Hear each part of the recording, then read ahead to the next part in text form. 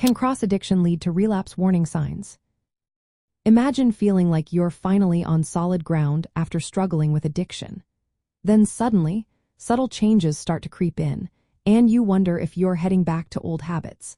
That's where cross-addiction can play a tricky role. Cross-addiction happens when someone recovering from one addiction develops a new one to a different substance or behavior. It's common and can be sneaky because the patterns and triggers often transfer from one addiction to another. This transfer can make it harder to spot relapse warning signs early. One of the first signs to watch for is behavioral changes. You might find yourself replacing one habit with another, like switching from drinking alcohol to gambling excessively or misusing prescription medications. These shifts often come with changes in daily routines, increased secrecy, or pulling away from friends and family. If you notice yourself hiding activities or avoiding support meetings, it could be a sign of developing a new addiction. Emotional fluctuations are another key indicator.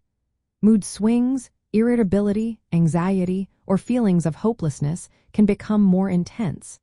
These emotional shifts often happen because you're struggling to cope without the original substance, and they can signal an emotional relapse that might lead to physical relapse if not addressed. Cravings are a clear warning sign. Even if you're not craving the same substance you used to, feeling urges for any addictive behavior or substance is a red flag. Triggers like stressful situations, old social circles, or places associated with past use can spark these cravings and increase the risk of relapse through cross-addiction pathways. Cognitive changes are also common. You might start romanticizing past substance use or convince yourself that you can control a new addictive behavior without consequences. These thoughts can lead to complacency and make relapse more likely. When you begin to rationalize risky behaviors, it's time to be extra cautious. Isolation is another sign.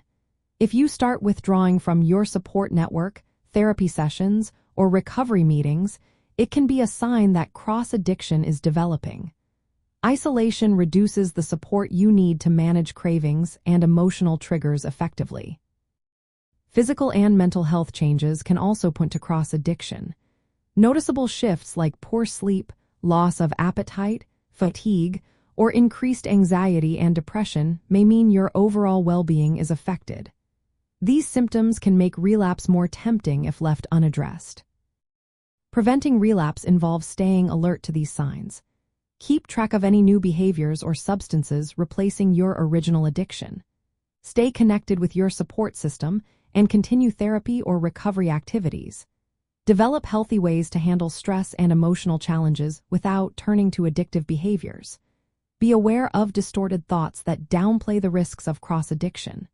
Remember, addiction is a long-term condition that needs ongoing care. Recognizing these warning signs early can help you take action before a relapse happens.